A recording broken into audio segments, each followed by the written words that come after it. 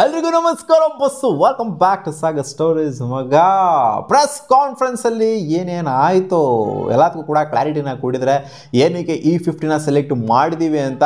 And stand by ಪ್ಲೇಯರ್ಸ್ಗಳ ಬಗ್ಗೆ ನಾನು ಹೇಳಿರಲಿಲ್ಲ last ವಿಡಿಯೋದಲ್ಲಿ. ಇವಾಗ ಸ್ಟ್ಯಾಂಡ್ ಬೈ ಪ್ಲೇಯರ್ಸ್ಗಳು ಯಾರು ಅಂತಲೂ ಕೂಡ ಗೊತ್ತಾಗಿದೆ. ಪ್ರೆಸ್ ಕಾನ್ಫರೆನ್ಸ್ ನೋಡಿದ್ರೆ ಅಂತಂದರೆ ಕ್ಲಿಯರ್ ಕಟ್ ಕ್ಲಾರಿಟಿ ಸಿಕ್ಕಿರುತ್ತೆ ನಿಮಗೆ.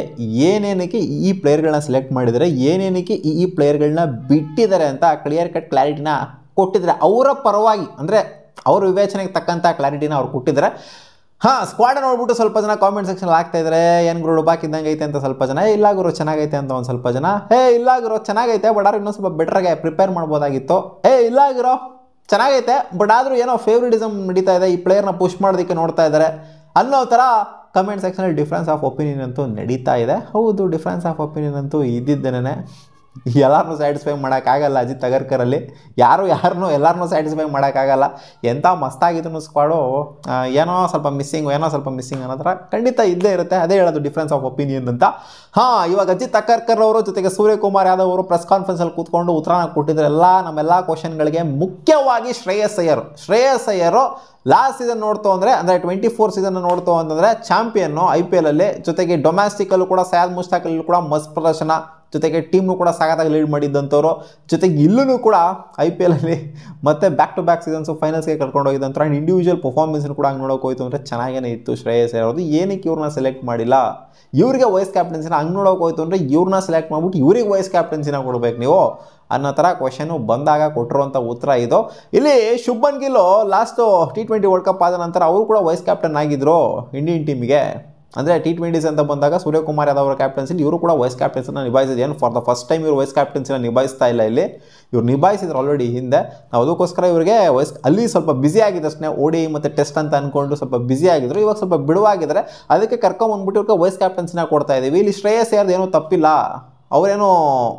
ಅವ್ರದ್ದೇನೋ ಫಾಲ್ಟ್ ಏನಿಲ್ಲ, ಬಟ್ ಇಲ್ಲಿ ಸೂಟ್ ಆಗ್ತಾ ಇಲ್ಲ ಟೀಮಿಗೆ, ಪರ್ಫೆಕ್ಟಾಗಿ ಅವರು ಮ್ಯಾಚ್ ಆಗ್ತಾ ಇಲ್ಲ, ಅವ್ರು ವೆಯ್ಟ್ ಮಾಡಬೇಕಾಗತ್ತೆ ಅವರ ಸ್ಥಾನಕ್ಕೆ, ಅವಕಾಶಕ್ಕೆ ಅಂತ ಹೇಳಿದರೆ. ಅದೇ ಸ್ವಲ್ಪ ಇವಾಗ ಡಿಫ್ರೆನ್ಸ್ ಆಫ್ ಒಪಿನಿಯನ್ ಅದೇ ಹೇಳಿದ್ನಲ್ಲ. ಇವಾಗ ಶುಭ್ಮನ್ ಗಿಲ್ ಬೇಕು ಅಂತ ಸ್ವಲ್ಪ ಜನ, ಶ್ರೇಯಸ್ ಅಯ್ಯರ್ ಬೇಕು ಅಂತ ಸ್ವಲ್ಪ ಜನ, ಶ್ರೇಯಸ್ ಅಯ್ಯರ್ ಏನು ತಪ್ಪು ಮಾಡಿದ್ರು ಅಂತ ಅವರೇ ಕೇಳಿದರೆ ಶ್ರೇಯಸ್ ಅಯ್ಯರ್ನ ಎಲ್ಲಿ ಫಿಟ್ ಮಾಡೋಣ, ಇಲ್ಲಿ ಯಾರ್ದನ್ನು ಹೇಳ್ಬಿಡಿ, ಅವ್ರನ್ನ ಎತ್ತಾಕ್ಬಿಡೋಣ, ಅವ್ರನ್ನ ಕೂರಿಸ್ಬಿಡೋಣ ಅಂತಂದರೆ ನೀವು ಹೇಳ್ಬಿಡಿ, ಇಲ್ಲಿ ಎತ್ತಾಕ್ಬಿಡೋಣ ಕೂರಿಸ್ಬಿಡೋಣ ಅಂತ ಅವರೇ ಹೇಳಿದರೆ. ಆ್ಯಂಡ್ ರಿಂಕು ಸಿಂಗ್ ಬಗ್ಗೆ ಮಾತಾಡಿದರೆ, ರಿಂಕು ಸಿಂಗ್ನ ನಾವು ಇಲ್ಲಿ ಏನಕ್ಕೆ ಹಾಕೊಂಡಿದ್ದೀವಿ ಅಂತಂದರೆ ಅವ್ರು ನಾವು ಒಂಥರ ಬ್ಯಾಕಪ್ ಆಗಿ ನೋಡ್ತಾ ಇದ್ದೀವಿ, ನಾವು ಒಂಥರ ಎಕ್ಸ್ಟ್ರಾ ಬ್ಯಾಟರ್ ಥರ ನೋಡ್ತಾ ಇದ್ದೀವಿ, ನಾವು ಮೇನ್ ಬ್ಯಾಟರ್ ಥರ ಏನು ನೋಡ್ತಾ ಇಲ್ಲ ಅಂತ ಹೇಳಿದರೆ. ಅಂದರೆ 11ಲ್ಲಿ ರಿಂಕು ಸಿಂಗು ಇರೋದು ಸಿಕ್ಕಾಪಟ್ಟೆ ಡೌಟ್ಫುಲ್ ಆಗೇನೇ ಇದೆ. ಸೊ ಅದರಿಂದ ಶ್ರೇಯಸ್ ಅಯ್ಯರ್ನ ಹಾಕಂತು ಅಂತಂದರೆ 15 ಶ್ರೇಯಸ್ ಅಯ್ಯರ್ ಇದ್ದು ಅಂದರೆ ಪಕ್ಕ ಅವ್ರಿಗೆ ಅವಕಾಶ ಕೊಡಲೇಬೇಕು, 11ಲ್ಲಿ ಆಡಿಸ್ಲೇಬೇಕು, ಆ ಥರ ಆಗೋಗ್ಬಿಡ್ತದೆ.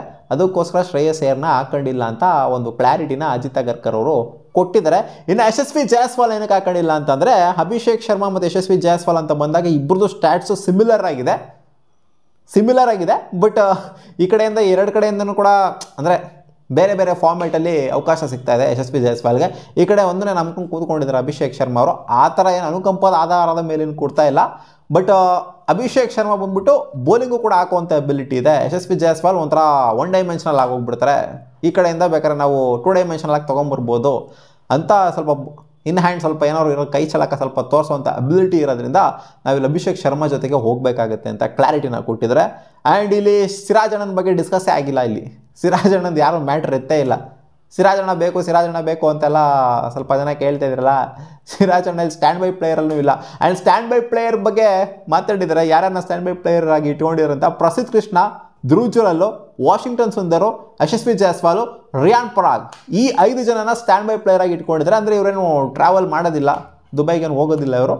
ಅಲ್ಲೇನಾದರೂ 15 ಮೆಂಬರ್ಸ್ಗಳಲ್ಲಿ ಇಂಜುರಿ ಆಯಿತು ಅಂತಂದರೆ ಈ ಸ್ಟ್ಯಾಂಡ್ ಬೈ ಪ್ಲೇಯರ್ಸ್ಗಳಿಂದ ಕರ್ಸ್ಕೊಂತಾರಷ್ಟು. ಇವಾಗ ಹೇಳ್ಬೋದು ಸ್ವಲ್ಪ ಜನ, ಏನು ಗುರು ಸ್ಟ್ಯಾಂಡ್ ಬೈ ಪ್ಲೇಯರ್ಸಲ್ಲಿ KL ರಾಹುಲ್ ಇಲ್ಲ, ಶ್ರೇಯಸ್ ಅಯ್ಯರ್ ಇಲ್ಲ, ಅಟ್ಲೀಸ್ಟ್ ಸ್ಟ್ಯಾಂಡ್ ಬೈ ಪ್ಲೇಯರ್ ಎಲ್ಲರೂ ಇಡ್ಬೋದಲ್ವಾ ಅಂತ ಕೇಳಿದ್ರೆ ಹಂಗೆ ಇಡೋಕ್ಕಾಗಲ್ಲ ಗುರು.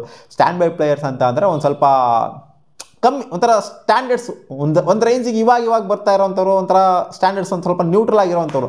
ನೀವು ಟಾಪ್ ಕ್ವಾಲಿಟಿ ಸ್ಟ್ಯಾಂಡರ್ಡ್ಸ್ ಇಟ್ಕೊಂಡಿರೋವಂಥವ್ರು KL ರಾಹುಲ್, ಶ್ರೇಯಸ್ ಅಯ್ಯರ್ನ ತೊಗೊಂಡ್ಬಿಟ್ಟು ಸ್ಟ್ಯಾಂಡ್ ಬೈ ಪ್ಲೇಯರ್ಸ್ಗೆ ಇಟ್ಬಿಟ್ರಿ ಅಂದರೆ ಅವ್ರಿಗೆ ಒಂಥರ ಅವಮಾನ ಆಗೋಗ್ಬಿಡುತ್ತೆ. ಆ್ಯಂಡ್ ಅವ್ರು ಹೆಂಗಿದ್ರು ಒಂಥರ ಬ್ಯಾಕಪ್ ಇದ್ದಂಗೆ ಅದು ಸ್ಟ್ಯಾಂಡ್ ಬೈ ಪ್ಲೇಯರ್ಸ್ ಅನ್ನೋದು. ಇವಾಗ ನೋಡಿ ರಿಂಕು ಸಿಂಗ್ ಇಲ್ಲಿ ಬ್ಯಾಕಪ್ಪು, ಇಲ್ಲಿ ಅವ್ರಿಗೆ ಬ್ಯಾಕಪ್ ಥರ ಇರುತ್ತಿದ್ದು. ನೋಡಿ ಶ್ರೇಯಸ್ ಅಯ್ಯರ್ ಮತ್ತು KL ರಾಹುಲ್ ಇಲ್ಲಿ ಬ್ಯಾಕಪ್ ಇತ್ತು ಅಂತಂದರೆ, ಅಥವಾ ಸಿರಾಜ್ ಭಯ್ಯ ಇಲ್ಲಿತ್ತು ಅಂತಂದರೆ ಅವ್ರಿಗೆ ಮರ್ಯಾದೆ ಇರೋದಿಲ್ಲ, ಒಂಥರ ಡೌನ್ ಗ್ರೇಡ್ ಆದಂಗೆ ಆಗುತ್ತೆ ಅಪ್ಗ್ರೇಡ್ ಆಗೋದಕ್ಕಿಂತ. ಸೊ ಅದಕ್ಕೋಸ್ಕರ ಅವ್ರನ್ನ ಇಲ್ಲಿ ಇಟ್ಟಿಲ್ಲ ಅಷ್ಟೇ.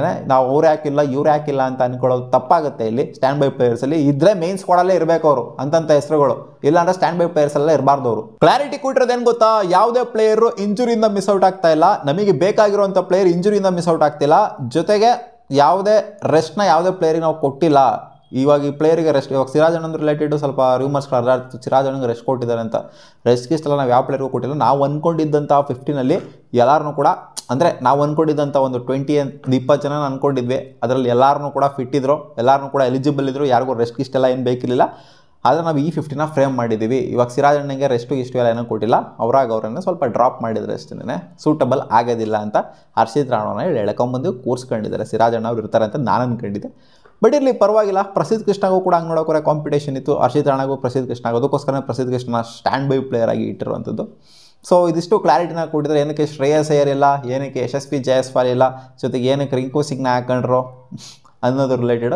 ಸೊ ಏನೋ ಒಂದು 2-3 ಸ್ಥಾನ ಅಷ್ಟೇ, ಬೇರೆ ಏನೂ ಇಲ್ಲ ಅಲ್ಲಿ. ಇವಾಗ ಅಕ್ಷರ್ ಪಟೇಲ್ ಏನಕ್ಕೆ ಅಂತ ಕೇಳೋಕ್ಕಾಗತ್ತಾ, ಸೂರ್ಯಕುಮಾರ್ ಯಾದವ್ ಏನಕ್ಕೆ ಅಂತ ಕೇಳೋಕ್ಕಾಗತ್ತಾ, ಶುಭ್ಮನ್ ಗಿಲ್ ಏನಕ್ಕೆ ಅಂತ ಸ್ವಲ್ಪ ಜನ ಕೇಳ್ತಾ ಇದ್ದಾರೆ.